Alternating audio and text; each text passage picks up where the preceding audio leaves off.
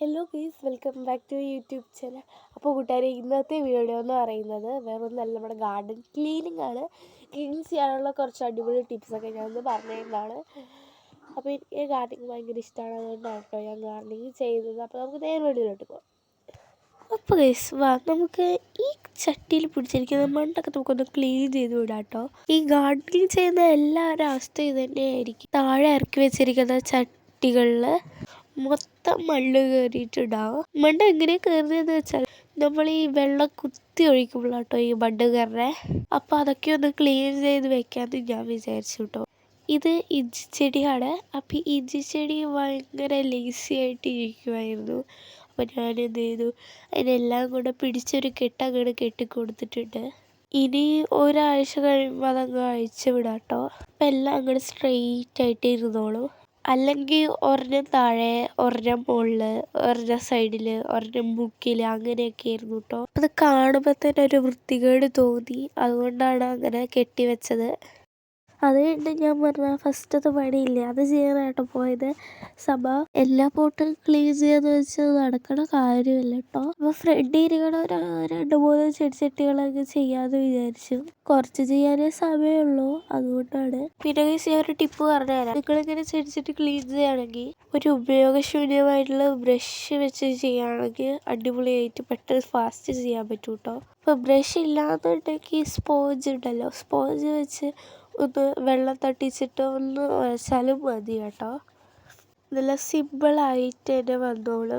പിന്നെ നിങ്ങൾ ചെടിച്ചട്ടിയിലെ മണ്ണുള്ള ഭാഗത്ത് നല്ലപോലെ വെള്ളം തളിച്ചിട്ട് വേണം സ്പോഞ്ച് വെച്ച് ബ്രഷ് വെച്ചിട്ട് ഉരച്ച് കളയാൻ വേണ്ടിയിട്ട്. എന്താ വെള്ളം നനയ്ക്കാൻ പറഞ്ഞതെന്ന് പറഞ്ഞാൽ വെള്ളം തൊടാണ്ട് സ്പോഞ്ച് വെച്ച് ചെയ്യുന്നവർക്ക് ചെയ്യാം, ബട്ട് ആ ഫിനിഷിങ് കിട്ടില്ല. പിന്നെ ചെയ്ത് കഴിഞ്ഞാൽ മണ്ണൊട്ടി പിടിച്ചിരിക്കുന്ന പോലെ ഉണ്ടാവും കേട്ടോ. അപ്പോൾ ഗൈസ്, ഇതാണ് ഫൈനൽ ലുക്ക്. അടിപൊളിയായിട്ടില്ലേ? പിന്നെ ഗൈസ്, ഇതാണ് ചെറുപയർ ഞാൻ മുളപ്പിക്കാൻ വെച്ചേക്കണതാണ് കേട്ടോ. അപ്പുറത്ത് കുറച്ച് സ്ഥലമുണ്ട്, അവിടെയൊക്കെ നടാൻ വേണ്ടിയിട്ട് മുളപ്പിക്കാൻ വെച്ചേക്കാണ്. ചെറുതായിട്ട് മുളച്ച് വന്നിട്ടുണ്ട്.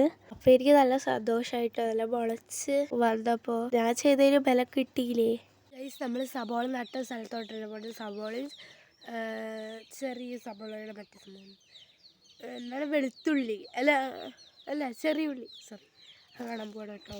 പിന്നെ ഗൈസ്, ഇതാണ് കേട്ടോ അടയ്ക്ക. നിങ്ങളുടെ വീടുകളിൽ എത്ര പേരുടെ വീട്ടിൽ അടയ്ക്കയുണ്ട്? എനിക്കിത് ചാടിക്കിടന്നിട്ട് വേണം കേട്ടോ താന്. ഇവിടെ ഞാൻ നട്ടിരിക്കണത് ഒരു സബോള 2 മുറിച്ചിട്ടാണ്. പിന്നെ കുറച്ച് ചെറിയ ഉള്ളിയാണ്. എന്താ 2 മുറിച്ചതെന്ന് ചോദിച്ചാൽ നമുക്ക് 4 വേണമെങ്കിലും മുറിച്ച് വെക്കാം കേട്ടോ. പിന്നെ ഇപ്പോൾ സബോളക്കൊക്കെ നല്ല വിലയാണ്, അതുകൊണ്ടും കൂടിയാണ് കേട്ടോ. സബോളയ്ക്ക് അധികം വിലയില്ലെങ്കിൽ ഒന്ന് നോക്കായിരുന്നു കേട്ടോ. ഞാൻ പറഞ്ഞില്ലേ, ഇതാണ് കേട്ടോ എനിക്ക് കൃഷി ചെയ്യണം പറഞ്ഞ സ്ഥലം. പിന്നെ ഗൈസ്, കുറേ നാളായി ചെടിക്ക് വളമൊക്കെ ഇട്ട് കൊടുത്തു. ഇപ്പോൾ ഒരു മിക്സ് തന്നെ തയ്യാറാക്കി. 1 കപ്പ് ആട്ടുകാട്ടം, 3 കപ്പ് ചാരം.